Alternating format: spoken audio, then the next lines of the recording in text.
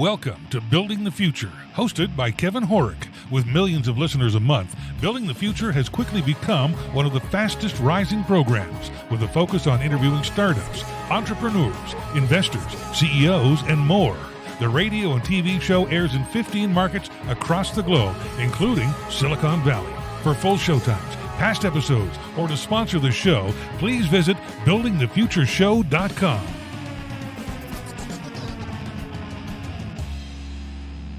The show is a proud media partner for the 11th Annual Media Excellence Awards, which are produced by Access Entertainment in Los Angeles, California.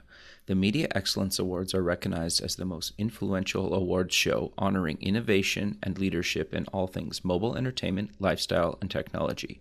For more information on how to submit to these awards, please visit MediaXAwards.com. Welcome back to the show. Today we have Marsha Guerrier. She's the CEO and co-founder of Women on the Rise. Marsha, welcome to the show. Hey, thank you, Kevin, for having me. I'm so excited to talk to you today. Yeah, I'm excited to have you on the show. You're doing and have done a ton of really interesting things. But maybe before we get into all that stuff, let's get to know you a little bit better and start off with where you grew up. Absolutely. I grew up in a small town called Brooklyn, New York. not so small. I was born and raised in Brooklyn, New York. Okay, very cool. And was totally into all things Brooklyn growing up. And I don't want to age myself, Kevin, but, we played ball outside. We ran around, chasing each other and riding bikes. Back when kids did that? back in the day when kids did those things, right? I remember those good old days. No, that's awesome. So you went to kind of college. What did you take and what made you take it? So when I went to college, I knew before I got to college, I wanted to be a nurse. Okay. Why was that, just out of curiosity? And I love watching any medical show, any show where people, science, were trying to dissect animals. That I just loved it. But when I got into school and found out that I had to actually be great at science, I realized that wasn't for me. So quickly, I turned around and took myself onto the business track and started with accounting. Okay. I quickly got to cost accounting and realized perhaps accounting was not for me. Okay, interesting. And I focused more in managerial and entrepreneurship as my focus when I realized what I needed out of business and what I wanted from a business degree. Okay, interesting. So you get out of school. Walk me through kind of your career up until kind of what you're doing now. Yes. So I left school. So while I was in college, I maintained full-time employment in corporate America. I've always worked in the financial industry, and I grew up in a time where technology wasn't the main focus, and it was just kind of thriving and growing. And I was fortunate enough to work in the back office, so to speak, and learn the processes that we needed to book our trades and to get data into the system. Okay. And that grew into an amazing career for myself as a system business analyst, product manager. And so I've been doing that in the fintech space now for over 10 years, so I don't date myself too much. Wow. So I've been in that industry for many years, serving as a business analyst, product manager, product owner, and project manager, leading teams and being able to bring software to the forefront. I've worked with startups. Sure. I've worked with huge Fortune 500 companies. So I've been able to see the best of both worlds in corporate America, working for large and small companies. Interesting. So how did you kind of transition into getting involved and creating Women on the Rise, and what exactly is it? Women on the Rise is a small consulting and coaching business for Okay. women seeking entrepreneurship, balancing their career, deciding what it is they want to do beyond a 9 to 5, and helping them kind of discover that, build a mindset of their life. Because when you're a career professional, when you've been used to and conditioned to 9 to 5 behavior, Sure. but you know in your heart you have a desire for something more, it really takes a certain type of mindset. And often women would say, I want it, but they didn't know how to navigate it, how to juggle them both. And then they often would say, well, I need to quit my 9 to 5 tomorrow in Sure. order to do what I want. And so I help people manage that transition. And sometimes the transition never goes anywhere. You don't have to leave your 9 to 5 until, the money's really phenomenal, right? Sure. So I think that's we actually help really them. good advice in itself, right? To anyone. Yes, absolutely. Make sure the time is right. Make sure you set things up properly for yourself.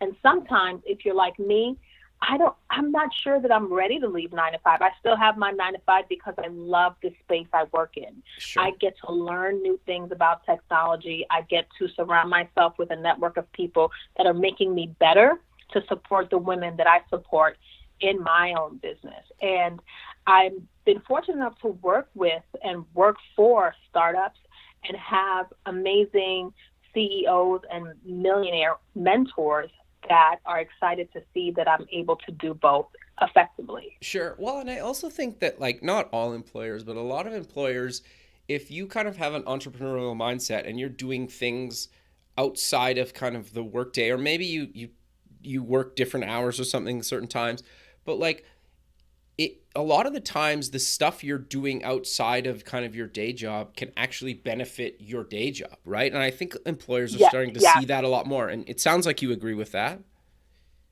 I do agree with that. And I remember when the current job that I hold right now, it was a small startup, and we have been fortunate enough to have been since sold, and that's the dream for every startup, right?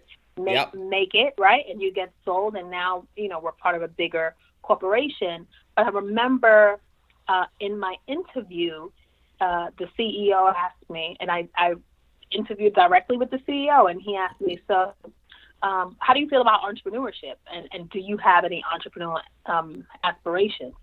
It took me a second to respond because I didn't know, is this a trick question? Because Sure. they did not want me to have that. Because, some bosses do not.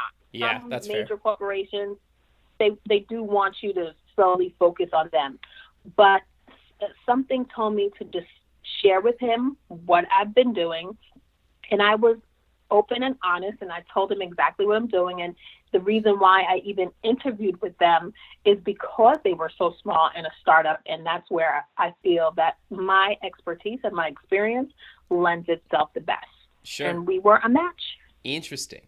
So walk me through kind of the conference, because you have something coming up right away. Walk me through that, and it's your 5th year, so congrats on that. But what exactly are you doing with the conference? Thank you so much. So when I started Women on the Rise, I wanted to not just consult and coach with women, but I wanted to give them a space where they can, women entrepreneurs and career professionals can be celebrated. They could come and learn the tools and resources they need in order to kind of develop themselves in their career or business. So for the conference, we have always put together an agenda that would give them lessons in starting a business, financing, how to properly maintain financial records, from your career versus your business, from your personal finances versus your business, things like career mobility, because usually we are the A types, right? Sometimes. Sure. Yep. And we want to still climb the corporate ladder while we're maintaining our careers while still pursuing entrepreneurship. So teaching people how to kind of balance the both. Sure. At the conference, we have women entrepreneurs that talk about different ways to get into entrepreneurship, like multi-level marketing. I think it's so important that people understand, oftentimes you have the heart and the passion for entrepreneurship, or you want to start a business. I do think that there is sometimes a difference between entrepreneurship and running and owning a business. Sometimes they could be different, and they just don't know where to start. Sure.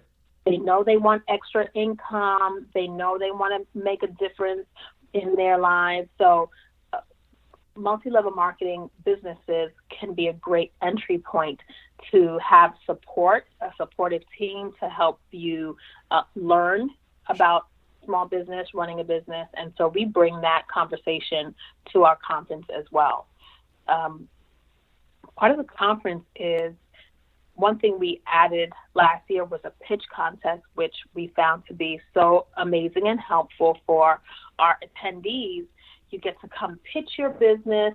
It gives you the motivation and excitement to, one, learn the areas of business where you probably were not concentrating on before you came to pitch. Interesting. Oftentimes people they're not thinking about the financials and what aspects of how much money are they actually earning versus spending, how much is operating, are you paying yourself back, how important that is for people to know. And if you want to take your business to that next level and begin to work with and search for investors, what does that look like for you in terms of developing your pitch and giving your pitch? So we were able to bring that to the conference last year, and we're super excited about a new partnership we formed this year with HSN American Dreams. Very cool.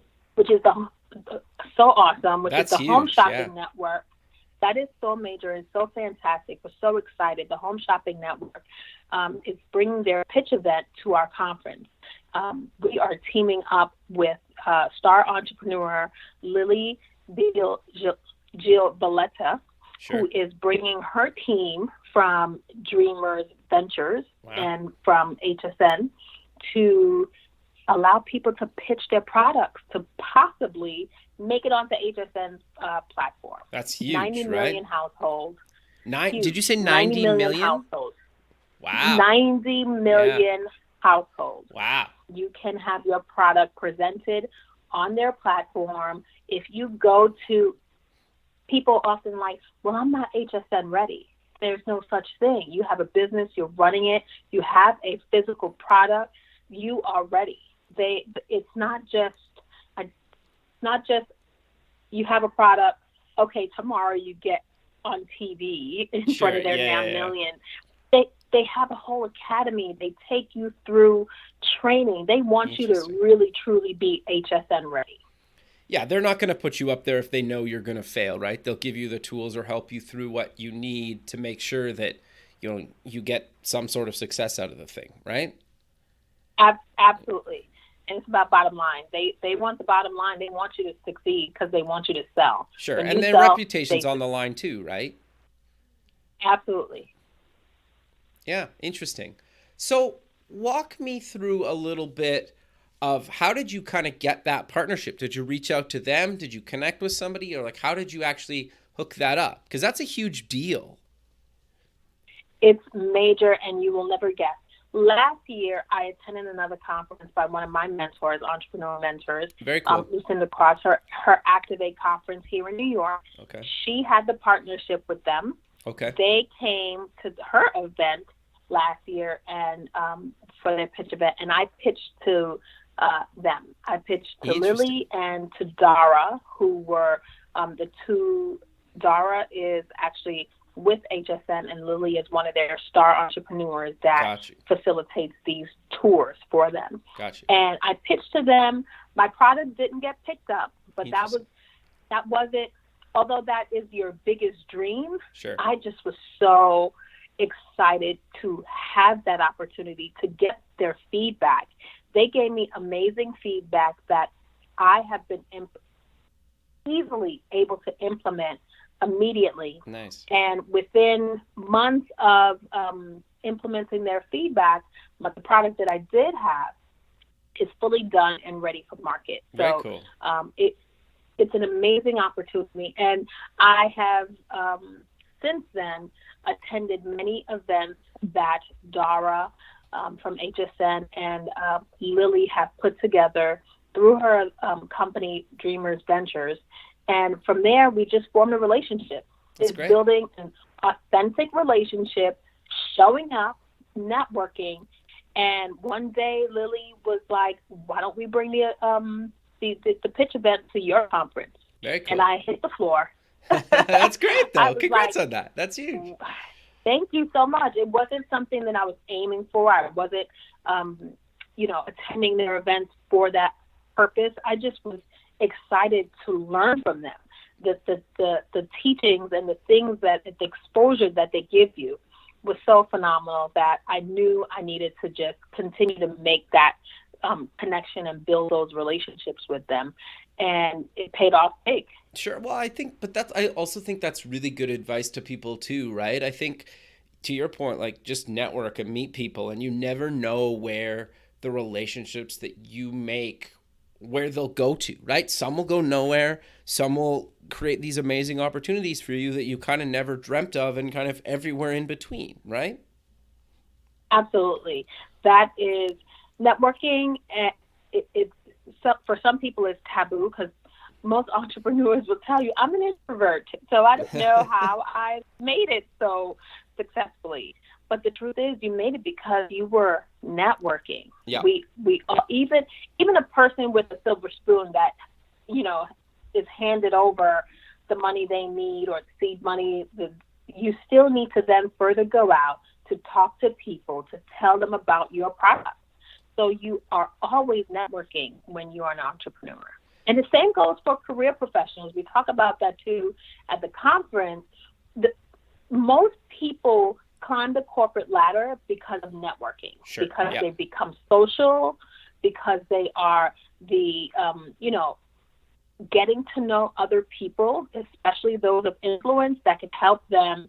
When a position opens up, if you're someone who has been networking and you have put the word out that you may be looking, they think about you. Yep. Even networking in your own company, key. right? Absolutely. Yeah, interesting. Absolutely. But Keep going, sorry. I was going to say, even as the CEOs, you have to come out of your office in order to have that open door policy, to have your staff and employees know that you appreciate and value them as staff and employees. So it's important that whatever level you are at, that you must network. I think that's really good advice. So for people that are interested in kind of getting more information and actually attending the conference, when exactly is it and where is it? The conference is in New York City at the Okay. LaGuardia Plaza Hotel on October 19th and 20th. It's 2 days filled with epic, awesome, spectacular workshops. We have amazing panel discussions. We also have a panel discussion on with media experts from Amazing Magazine. Mademoiselle Magazine will be represented there, and we're going to be able to talk to them about how you're approaching. As entrepreneurs, one of the best things for us to spread the word about our businesses are interviews and getting mentioned in media. So Sure. It's important to know how to approach people that you meet, and sometimes that you don't meet, and understand how you can kind of break the wall and get to know people of influence through media. And so you can sign up directly on our website, www.womenontheriseNY.com. Perfect. So you've kind of mentioned some of the other kind of coaching and programs you do, but what exactly do you do kind of if people are looking to work with you on kind of helping them through this journey, whether they come to the event or not? Thank you. A good question. So there are a couple of things that I do depending on where you are in your business. Okay. Oftentimes, we know that when you have an idea already and you know what it is you want to do, you know that you are a real estate agent, or you know that you want to have a daycare center. We work together to organize the process for your business. Organize all of the elements that is required for you to actually run a successful business. We go through your marketing. We go through your branding. We work together one-on-one to go through making sure that you have all the legal requirements that's necessary for you to be in business. And we work one-on-one. One of the greatest things that I've found in working with my clients is that the number one thing that holds them back in their business is their mindset. So we're often working on mindset. Okay, and we're often working on rearranging the thought process from a 9-to-5er to an entrepreneur, to being their own boss. Oftentimes people think, well, now I'm my own boss and I just blew half the morning. It's because they're not creating structure. So we help them organize and prioritize their day, their life, and make sure that we are taking proper stock of what we're doing and making sure that it's in alignment with the business and the vision. And so a lot of our time is spent on really organizing your schedule. Entrepreneurs think, oh, I have my own time, so I have time for everything. And then they find that they are behind, and the productivity is actually failing, right? Because they create no structure. So we're oftentimes working on mindset and organization. Got you. You already know what you want, right? You already know what you can do oftentimes. And then we have another group of, we do our mastermind twice a year for the individual that is really just starting out and needs to take a slower approach. Okay. Because when we work one-on-one in coaching, we're kind of going full steam, right? Sure. There's most things you're already incorporated, or your LLC, you've gone through that already for the most part. So our mastermind is helping and assisting in a group setting to go through all the things that we would go through if you were doing one-on-one. It's just going to take you a little bit longer through our 6-month mastermind to ease you into your entrepreneurship or your business. No, I think that's actually really interesting because to your point, I think some people are kind of in such an early stage of this stuff, but they still need kind of help, right? And if you do it kind of a couple times a year, I think they feel less pressure than if it's kind of this like weekly thing that they're paying somebody to kind of coach them on, right? Yes. Interesting. Yes. People are often like, well, I paid a coach and I didn't get anything from it, so I don't want to pay that kind of money, because masterminds are usually cheaper than a private coaching contract. So what happens is I say to them, let's not blame the coach. Were you ready? Were you ready to commit once a week for X amount of time to really devote and dedicate to your business? Sometimes, for the most part, the answer is no. And then you have people that perhaps you have to talk down to think that they're ready. And I actually have to convince my clients, and it takes some convincing that they need to pace themselves. Interesting. Oftentimes they come and they're like, well, I want to be rich and famous by tomorrow. What can we do? Buy a lottery ticket. Yeah. And so it's so interesting to see that, especially with today's social media, what I find is that even when they look at me and they say, but Marsha, you've done it, you're doing it, you're so good. I've been doing it for over 5 years. Sure. I started the Woman on the Rise brand 5 years ago, but before that, I was doing it under a different name or entity. So Gotcha. I've been doing it for such a long time, and maybe you're now just coming to know me and who I am. So it may seem like an overnight success to you. Yeah. But it's actually not. It actually has been taking a long time to get to where I am, and you need to understand that you have to take that same consideration for your life, because life gets in the way. Yep. Your kids or your desires and aspirations to do other things, to be more social, to have family time, and all of that, you want to maybe go back for another degree or certification. There's just so many things that come into play. God forbid you have an accident whatever it is. You don't know, you get promoted at your job and you didn't expect it to come. So now you feel the pressure to do more work and spend more time there. So you really got to take your time to really understand where you are at the different times in your life. Yeah, that's actually really good advice, because you're right. Like, so many people think they like idolize somebody, and then they realize it's like, well, yes, that person might be successful in your eyes, but like they just have different problems than you, right? Like, they might be saying, okay, I'm making 50 grand a year, hypothetically. And then they're like, okay, I'm trying to get to 75. And then they get to 75, and then they're like 100,000. And it's like, okay, I'm comfortable now, I can quit my job, or whatever that number is. But like, then that ends up like, okay, now I need to bring in another 100 grand every year, or, break that down monthly. Like, because I quit my job now, I don't have that income coming in. Like, it's just different problems, right? That different people at different levels of success are struggling with. Have you found that?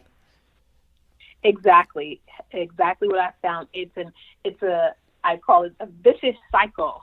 Yeah, of entrepreneurship, because there's always a milestone, and that's why I tell people, just look at break things up into milestones. Sure. So you always get to the point where, awesome, I broke that 50 grand, I broke that 100 grand. Now I need to make sure, and now I'm able to leave my job, right? Yeah. So now, where is the security? There is none. Yep. You're going to work 10 times harder to maintain. Getting to the first 100 grand is not the difficult part. Maintaining that for years after, staying relevant in the world of technology, staying on top of the relationships you've already built, and not letting those suffer because you're trying to gain new clients, because that's the way to really increasing, right? You need to continue to let more people know about you. There's 7 billion people in the world. They all need to hear about you. So you can't simply always focus on that first group of customers that got you that first 100,000. You have to continue to evolve. Technology is making it more and more difficult. It's supposed to be easy, but it's actually difficult, especially for people that are kind of have that tunnel vision. Okay, I've just mastered LinkedIn. I'm set. And then it's like, oh, well, here's Periscope. Or here is Sure, yeah. You're right. Here's Snapchat. So you don't know what's coming around the corner. So you have to be on top of this technology and be able to move swiftly with the times in order to meet those different markets of people. No, I 100% agree with you. I think that's really great advice. Thanks for listening to Building the Future. This show is heard by more than 1 million people monthly in over 15 markets worldwide, including Silicon Valley. Kevin Horick's guests are leading business owners, successful entrepreneurs, and merchandisers worldwide. Now, your brand has an opportunity to tap into this dedicated and active group of business people who are looking for places to invest and the right opportunities to support. Find out how you can get involved at buildingthefutureshow.com.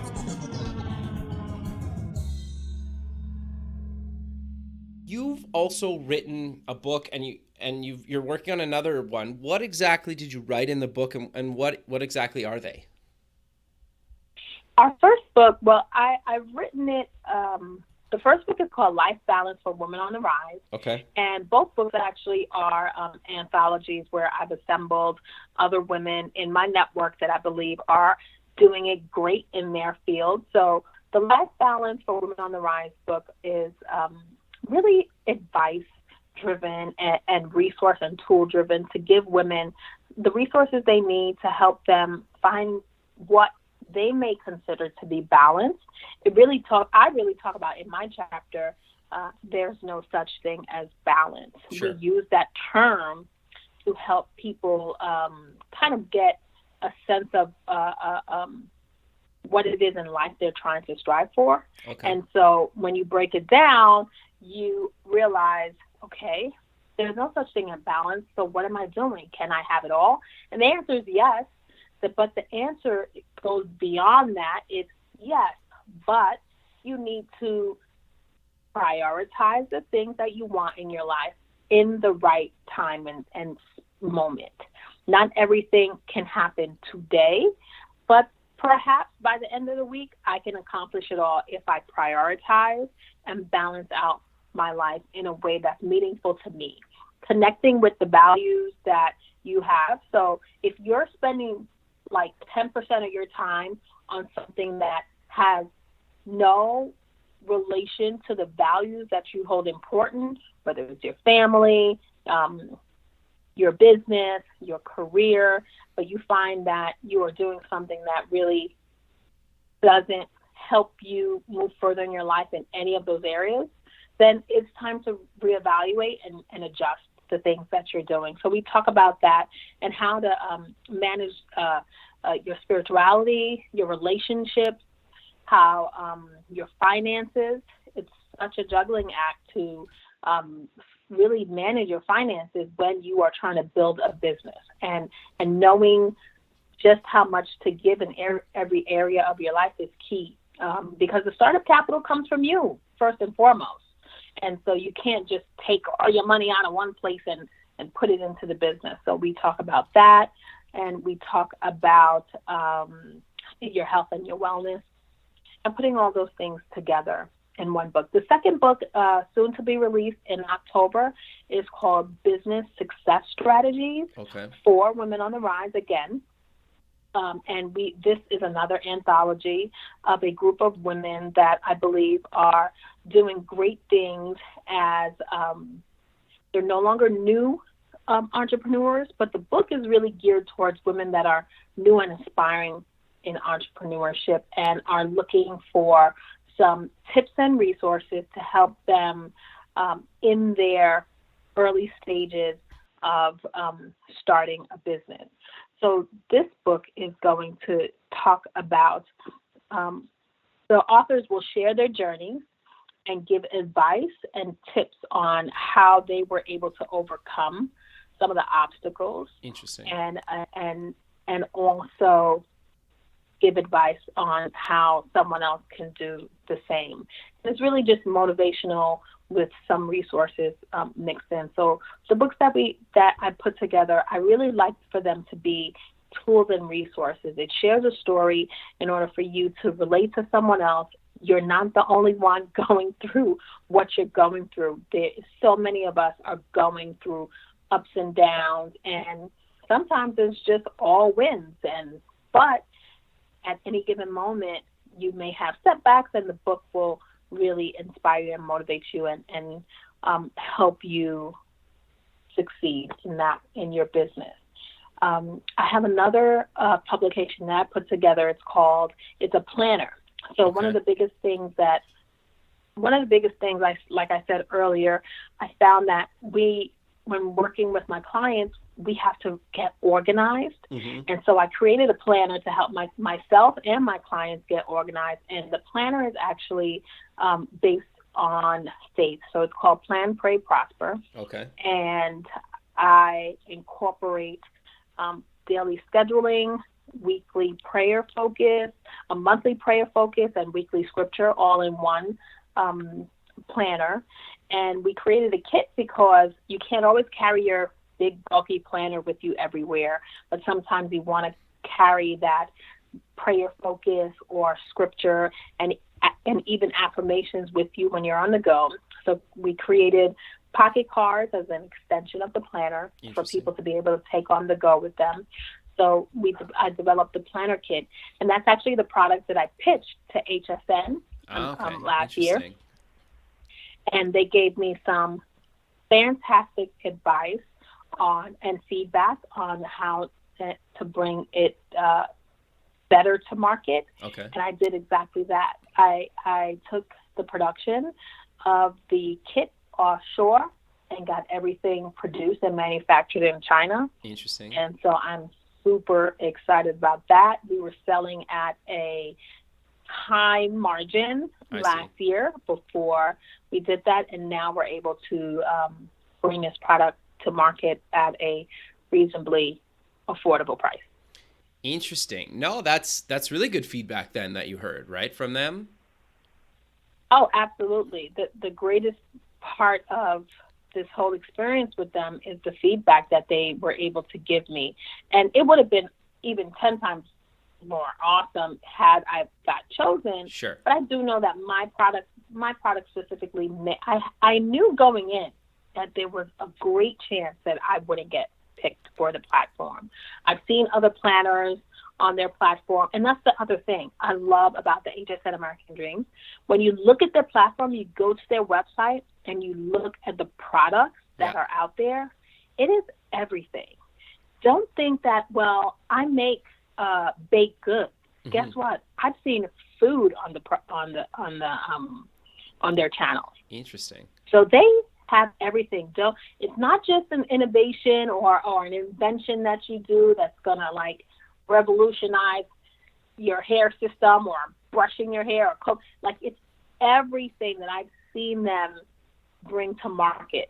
Fashion, health and wellness, auto related. So there's just endless possibilities for whatever industry you're in, for you to pitch your product to HSN. Interesting. No, I think that's really good advice, right? Like the thing that's kind of fascinating to me when we kind of connected is you're doing a bunch of things, obviously, that we just kind of talked about. And you mentioned you still kind of work full time. So you're kind of living and breathing the stuff that you're actually helping other people with. Is that fair to say? Absolutely. And I think that's why people connect with me so much, right? Because I'm living it, I'm doing it, and I'm managing pretty well. I respect my employer so much that I don't jeopardize my job for my business. I work in a structured, I know how many clients I could take a year. Sure. And that's why I have a group mastermind. I can help more people with the group work that I do. So it's really, really understanding exactly how much you can take. Sure. And organizing yourself in that way. Sure. And actually, you brought up something that's interesting, is you figured out a way with your mastermind group to actually reach more people because you don't have the time to take on more than X amount of clients a year. Right. Which is that was big for me.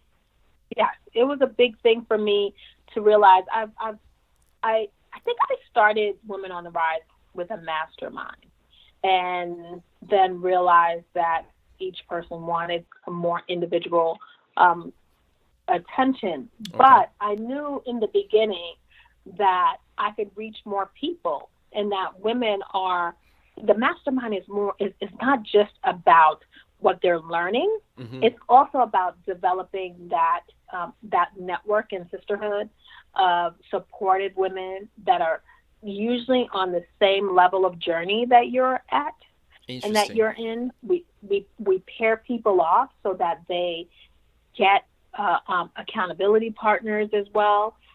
It goes beyond me. So I'm just a facilitator, and I'm the person that connects everyone together. I'm the master trainer. I do lead them in the subjects of each month. But the great thing about the mastermind is that people really connect with one another. Yeah, no, I think that's really good. You're basically bringing together a community, and you're getting your name kind of constantly out there because you set up other people and you give them the tools to kind of do their own thing, kind of come back. They probably tell their people about it. So they're almost kind of like helping you market your kind of, products and services as well. Is that fair to say? Absolutely. Genius, isn't it? Yeah, no, it very much is. I think it's actually really good advice, because I think part of the struggle with anybody that's trying to do anything, kind of once you build something kind of in the physical world or the online world, kind of merging the two together and then kind of creating a community around that is actually really tricky, and you figured it out. It is. It not to say it's easy. No, it's incredibly difficult. Not to say it's easy at all, but it is really one of the most, I would say, useful, or what's the word I want to say?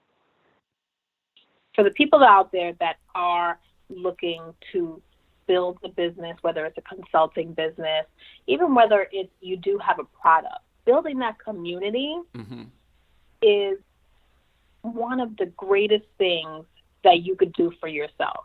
Okay. Is to build a community. Share your gift with as many people as you can at the same time. And that, like you said, will continue to multiply the word being spread and really get more people exposed to your service, your business, your product. It's important to build that community. And social media has been a great tool to help people do that. Sure. So how do you kind of manage your time? Like, I'm assuming you use the planner and whatnot, but like it's more complicated than that sometimes. Like, how do you decide, how much time to put into kind of, work and your business and then kind of just your own personal time? Sometimes it gets decided for me. I do have a 3-year-old. Okay, I sure. do have a 3-year-old son. I'm a single mom to my little boy. And it really is about reflection and reevaluation. Okay. Because like I said, things could spiral out of control at any moment. And then the planner goes out the window. I mean, my planner, by the way, is undated because even myself and many people that I know, you put away that planner and it's like January 1st, everyone's planning everything out, right? Yep. That first quarter of the year, you're like, ooh, gun-ho about your planner. And then you're so busy and things start slowing down, and so you put the planner away. I have the best supportive team, family, and friends that I surround myself with. And they keep me honest and accountable about the things that I say that I know are important. Say out loud to the people that are closest to you what it is you want for yourself.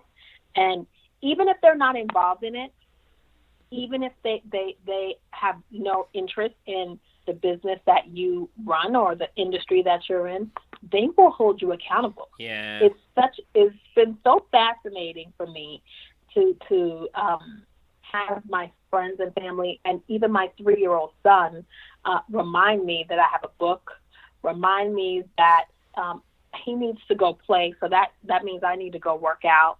So it's really about keeping the right people in your circle that's going to help you continue to elevate. No, I think that's actually really good advice. And the one thing I noticed, like, I live and die by my calendar now, and like I've probably never been more busy now that I've like had kids and like work full time, and then I do the show and like a couple other things. It's like I've probably never been more busy. And you realize, like, when I was in my like late teens or 20s, you're like, I had so much time. Kevin, can we talk about that, Kevin? Sure, I mean, sure, that of course. what you just said is so real. I said to everybody, why did I wait till I had a kid to amp up my goals? Like, how? Yep. I waited till I had no time left in my life to amp up everything I want to accomplish. Like, I have I don't even understand. It's the drive and the motivation when you do have a family, when there is more than just you at stake, when you have that passion, it just makes you want it even more. Yeah, I think so. I think it's like you're like now accountable to others more than you were before, right? Right. Yeah, it's interesting. So you must see kind of the same hurdles or kind of make-believe kind of stuff that people kind of throw at you. Like, I can't start because of X, Y, and Z. Do you maybe want to talk a little bit about how do you help or encourage people to kind of get over their fears or their doubts or whatever that is? Because you must hear kind of the same stuff over and over again. And how do you kind of help people kind of get through that and actually start? Because like the most successful people that have ever lived just decided to go for it one day, which sounds incredibly simple. And it's way more complicated than that. But like they just made the decision to actually get over whatever they need to get over and just go for it one day. Right.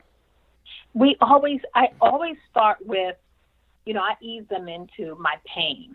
So Okay. I say, okay, for the next couple of weeks or the first few weeks, I need you to document what you're doing. Okay. Right. So Okay. I hold a mirror up to their face. Right. Okay. Sure. So we go over those values and what they say they want. Then I make them document.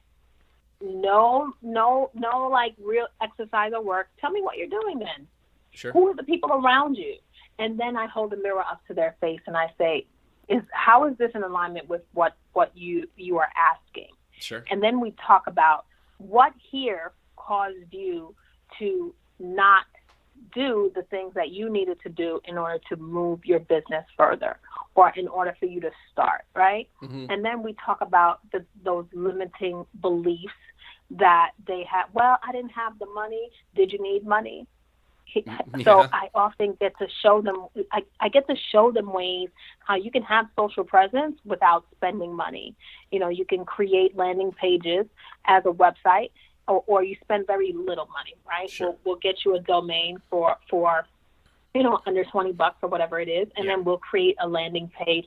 There's so many ways for you to have, people think they need hundreds of dollars and thousands to build a website, to have a web presence. Yeah, not Squarespace is not like $5 a month so. or something and you can get a free Right? domain or something or Wix, or there's a handful of them. They're like $5, $10, There's a $15, handful of $20 a them. month, right? Yeah, you're right. Right. And you don't even have to do that. There are services like MailerLite that will allow you to do it for free. Yeah, there you go.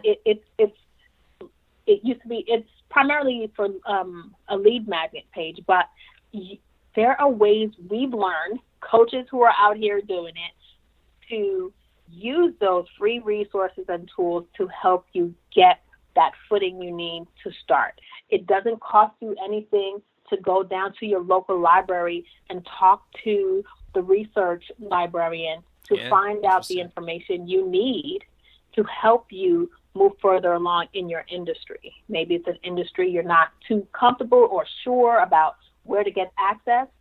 The library is the best resource out there for you. You can do that. So we talk to them, and I help them or my clients really remind themselves that, one, they know their stuff already.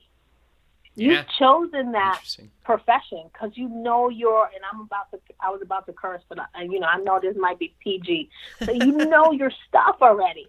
Sure. You are the master at what it is you do. So why are you holding yourself back? Who is around you that you're keeping around you to have that negative mindset? And we build upon their mindset in that way. And we make sure that they are surrounded by, again, just that community of like-minded people. Sure. Well, and I think, and give me your thoughts on this after. I think the big thing that people think about this stuff sometimes is that they basically have to alternate their entire lifestyle. And I think the best example, and well, you can maybe it's not the best example. It's an example that I like to use sometimes. Is and you can tell me what your thoughts on are. It's okay, say it's 8:00 on a Friday night or Saturday night or Sunday night or Wednesday night. It doesn't really matter the night of the week. Your kids are in bed. It's house is quiet. It's 8 or 9 or 10 p.m. And instead of you maybe binge watching 3 or 4 episodes of your favorite show on Netflix or cable TV or wherever, maybe just watch one and then spend an hour or maybe an hour and a half or a couple hours and actually work on your project. Put up that landing page.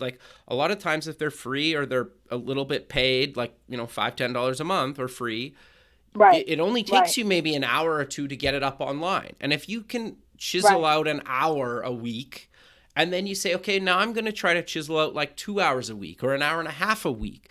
And you take it from, other activities. But you don't have to say okay, every night from 6 p.m. till midnight, I'm going to work on my whatever it is. You just say I'm going to cut back on some of the other kind of maybe things that, well, it sounds bad, but watching TV isn't really working on your business. It just isn't, right? Not at all. So, I'm not it's saying not don't the most cut productive out. use of your time. Yeah, but you don't have to cut out watching Netflix or whatever. Just cut it back. What are your thoughts on that? Right. I so agree with you. It's the same thing they say about working out. 3 Sure. days a week, the doctor tells you 3 days a week, Sure. 30 minutes minimum to keep you active and healthy, Sure. to have a moderate, healthy fitness lifestyle. Sure. It's the same thing with your business. And it really depends on how far and how fast you want to get. Sure. But when you're just starting out and you have a million things racing in your mind, it's sometimes best to put it away. And like you said, steal away wake up 1 hour early. Sure. Every day. Wake up 1 hour before your normal time that you have to leave for work or to get the kids ready, and work on something for your business in the morning. Sure. Right? Yeah. Instead, maybe twice a week, instead of going out for a big lunch with the team or something at work, use that 1 hour of lunch that you get to maybe work on your own stuff. Sure. During the day. Or update social media or something, right? Yeah. A perfect example, update your social media at that time. Let people know that you're still active throughout the day. But it's respecting your boss's time and doing it on your lunchtime, right? Sure. Yeah. And then what I often say is, you don't sleep that much. Like you said, you're watching TV, maybe you're reading a book. Use that time. If you're like in a metro city, like I am with mass transit, and you're not driving to work, Sure. and you're on the train, make sure you're spending that train time reading, writing the copy that you need for that website or that landing page, or putting together your social media for that day, Yeah. or for that week, or for that month, whatever it is. But there is time in the day, and that's part of what we do when we restructure people. After that 4 weeks and initial time that we look at what they have been doing, then we build out a schedule of how to properly add in time.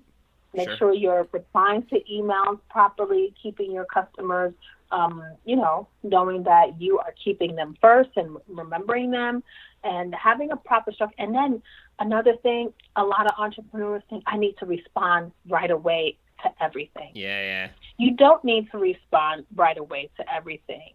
You can build in what we call operating agreements for yourself. Sure. It's important sometimes. You go to corporate America and there's a standard operating agreement in almost every other department, right? If you're in a call center, they tell you have 6 hours to answer this type of email, or 24 hours to respond to these type of requests.